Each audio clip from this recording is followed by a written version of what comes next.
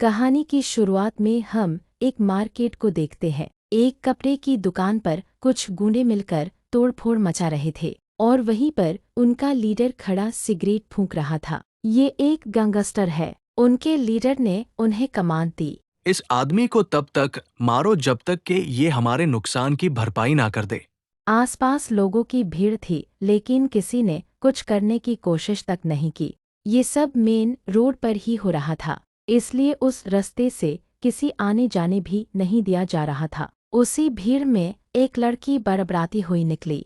अरे यार, मुझे जल्दी घर जाना है, गैस पर खाना चढ़ाकर नमक लेने। मार्केट आई थी और यहाँ इस भीड़ की वजह से लेट हो रहा है। मुझे जल्दी घर जाना ही होगा, वरना मेरे घर में आग लग जाएगी। नहीं नहीं, मैं तो चली, इनकी लड़ाई आज तो नहीं रुकने वाली। इस लड़की का नाम सलोनी है। सलोनी उसी रास्ते से जाने लगी जहां वो गैंगस्टर लड़ रहे थे। तभी उसे उनके बॉस ने देख लिया। उसने सलोनी को चिल्लाकर रोका।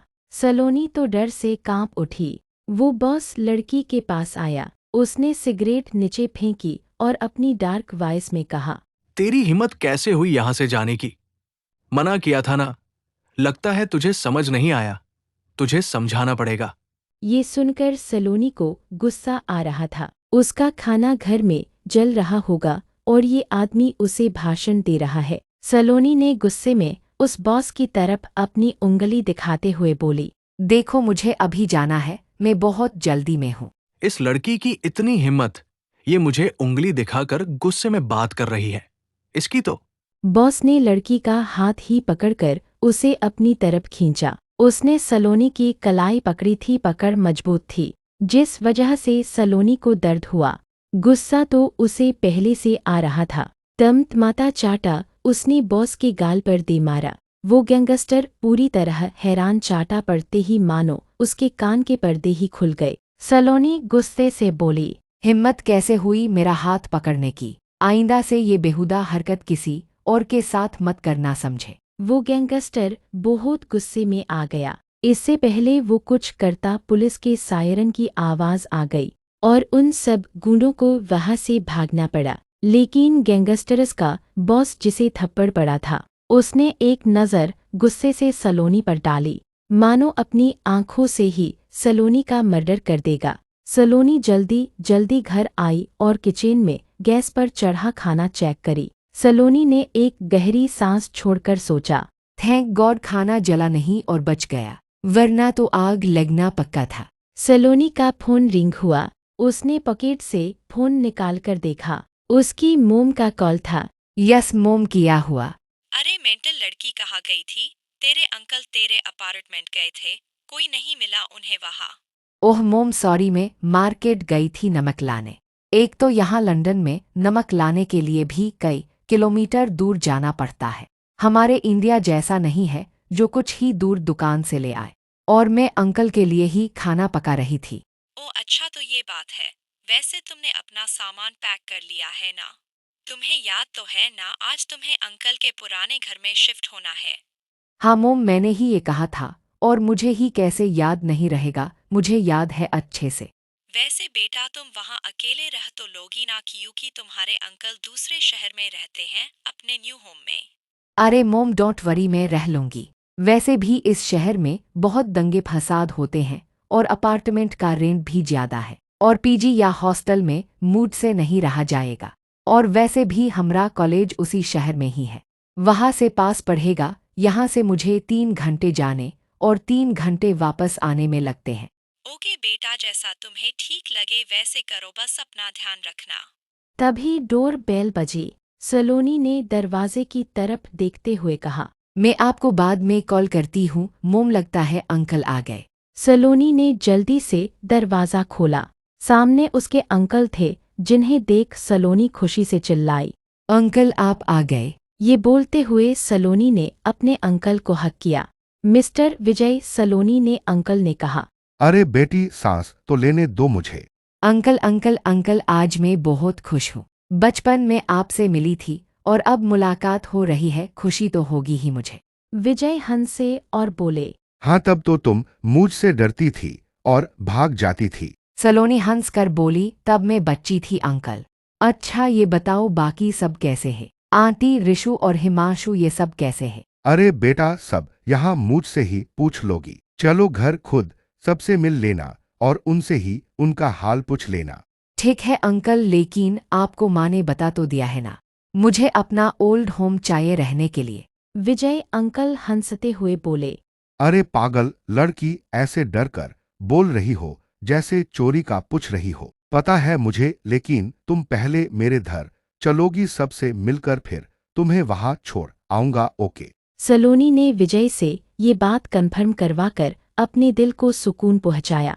विजय अंकल गला साफ करके बोले। वैसे तुम्हारी माँ बता रही थी तुमने मेरे लिए कुछ खास बनाया है। अरे भाई, जरा हमें चखा तो दो। अरे अंकल, सिर्फ चखाऊंगी नहीं बल्कि भरपेट खाओ, लेकिन उससे पहले हाथ मुंह अच्छे से धोकर आओ। सलोनी प्लेट में खाना निकालकर अपने अंकल का इंतजार करने लगी। कुछ देर बाद विजय अंकल आ गए और डाइनिंग टेबल पर बैठ गए। लाओ भाई, देखे आज हमारी लारो ने क्या पकाया है।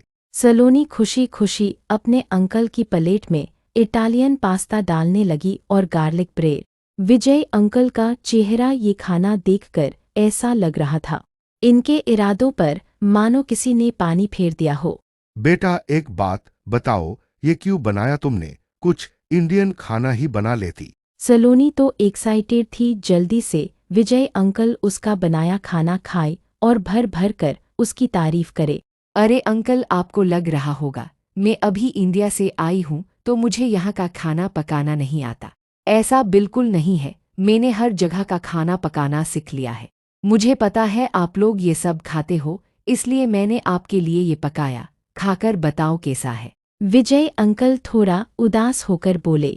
बेटा रोज यही सब खाता हूँ, आज थोड़ा खुश था, सोचा था आज मेरी हिंदुस्तानी बेटी कुछ देसी और टेस्टी खाना खिलाएगी, लेकिन तुमने मेरे इरादों पर काला पानी फेंक दिया। पर कोई बात नहीं, मैं ये भी खाऊंगा। मेरी बेटी ने प्यार से जो बनाया है, और प्यार में तो सब जायज है। सलोनी को ये सुनकर बुरा लगा। उसने तो कुछ और ही सोचा था, लेकिन वैसा कुछ भी नहीं हुआ। सॉरी अंकल, मुझे नहीं पता था आपको इंडियन फूड इतना पसंद है, पर मैं अगली बार आपके लिए 56 भोग तो नहीं पर कुछ इंडियन फूड जरूर पकाकर खिलाऊंगी। ओके? विजय अंकल अजीब हंसी हंसते हुए बोले। वैसे बेटा, इसी जन्म में ये पॉसिबल तो है ना? अरे ऐसे क्यों घूर रही हो? मैं तो बस पूछ रहा था। मुझे मरने से पहले एक बार इंडियन फूड खाना है, वो भी मन और पेट दोनों भर के। तुम्हारी आंटी तो खिलाएगी नहीं, अब सब तुम्हारे हाथ में है। सलोनी मुंह बनाती हुई बोली। अंकल, मजाक करने की आदत आपकी अब तक नहीं गई ना? और आप आज चलो घर, आंटी से आपकी शिकायत करूंगी, आपने मुझे ताने मारे। अरे बेटी, तू भी ना दिल पे ले लेती है। अब खाना तो हो गया, तुम्हारा सामान पैक ही होगा। चलो फिर चलते हैं। कुछ देर बाद विजय सलोनी के साथ अपने घर आए। सलोनी ने देखा उसकी आंटी बाहर खड़ी उनकी ही राह तक रही है। सलोनी कार से निकलकर आई और आंटी के गले लगी। अरे मेरी बच्ची कैसी हो, इतने सालों बाद देख रही हूँ तुम्हें, तुम तो काफी बड़ी हो गई। यह विजय अंकल की पत्नी शीतल। सलोनी क्यूट फेस बनाकर बच्चों की तरह बोली। मैं अब भी छोटी ही हूँ, बड़ी तो बस मेरी हाइट हुई है, मैं तो अब भी बच्ची ही हूँ। शीतल सलोनी का सिर सहलाकर कहती है। हाँ, तुम अब भी छोटी सी ही हो और शरारती भी उतनी ही हो जितनी पहले थी। अरे अरे बस माँ, पापा से मिलोगी, हमसे नहीं किया। विजय की बेटी रिशु ने कहा। सलोनी ने उसे देखकर हैरानी से कहा। अरे रिशु, ये तुम हो? मैं तो तुम्हें पहचान ही नहीं पा रही। तुम इतनी पतली स्लिम ट्रिम कैसे हो गई? तुम तो बहुत मोटी थी। ये सुनकर रिशु चीड़ गई। हाँ, तब मैं छोटी थी, खाने पीने का ध्यान नहीं रखती थी, लेकिन अब बड़ी हो गई हूँ, अपनी बॉडी का अच्छे से ध्यान रखती हूँ। पीछे से उसका भाई हिमांशु उसे टपली मारकर कहता है। चल चल हट पीछे, बड़ी आई स्लिम ट्रिम बॉडी, खुद ही बोलती रहेगी, मुझे भी बोलने दे कुछ। हिमांशु आगे आकर हैंडशेक करने के लिए हाथ आगे बढ़ाता है। हेलो, मैं हूँ हिमांशु, मुझे भी पहचानती ही होगी। मैं भी तब बच्चा था पर अब नहीं हूँ, अब मैं भी बड़ा हो गया हूँ। सलोनी हिमांशु को कंफ्यूजन से देख रही थी। माफ करना लेकिन तुम मुझे नहीं हो याद। मुझे रिशु याद है क्योंकि वो मोटी थी। जब अंकल उसे लेकर हमारे घर आते थे तब मोहल्ले के बच्चे उसे बहुत चिढ़ाते थे, लेकिन तुम्हें मैंने कभी नोटिस नहीं किया। हाँ, पर तुम्हारा नाम जानती थी। ये सुन रिशु जोर जोर से ठहाके लगाकर हंसने लगी। लो हो गया जनाब के इज्जत का फालूदा। बहुत हीरो बन रहा था। रिशु पीछे हटो, मुझे बात करने दो, लो कर लो बात। ये बोलकर रिशु और जोर जोर से हंसने लगी। ये देखकर तो विजय जी और शीतल जी भी हंस पड़े। और इधर हिमांशु का चेहरा गुस्से से लाल था, लेकिन उसने खुद को शांत रखा और कहा, कोई ना, तब नहीं जान सकी तो क्या हुआ, अब हो जाएगी। जान पहचान है कि नहीं मिस सलोनी? हिमांशु सलोनी को देखकर बोला। तभी बीच में शीतल ने टोका, अरे सारी बातें यही करोगे दरवाजे पर ही? घर के अंदर चलो अब। सभी अंदर आ गए। हिमांशु सलोनी को देखकर बोला। आज मैं तुम्हें घुमाने ले जाऊंगा, चलोगी ना?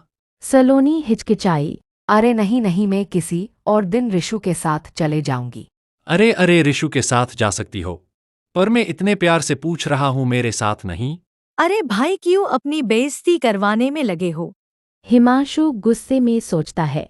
ये बहन है या दुश्मन? कबाब में हड्डी बनी पड़ी है, जा भी नहीं रही यहां से।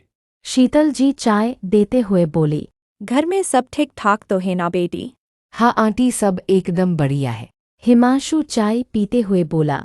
माँ के हाथ का खाना तो रोज खाते हैं, क्यों ना आज तुम कुछ बनाकर खिलाओ, कुछ इंडियन और देसी। शीतल टोकते हुए बोली। अरे वो आज आई ही है और तुम उससे खाना पकवाओगे?